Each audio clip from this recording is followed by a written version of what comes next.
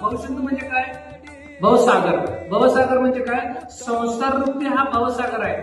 त्या संसार रूपी भवसागरातून आपण काय तरुण जाणार आहोत. जसं नाव आहे ना, नावेत बसल्यानंतर आपण ऐन फेऱ्या करून पैन फेऱ्याकडे जातो, तसं ही नाव आहे. हे मंदिर आहे, नाव आहे. या नावेत बसायचं आपल्याला. त्या नावेत कोण आहे? सद्गुरू आहेत. या नावेत नावड आहे, त्याच्याकडे सुखानं दिलेलं आहे. आपल्याला तो घेऊन जाणार. कुठं जाणार? ही लोकातून परलोकात तो घेऊन जाणार आहे. चराव्या दुर्घट भवसिंधू. आणि काय पुढे म्हटलंय? जन्मोनिया कुळी वाचीस मरे राम.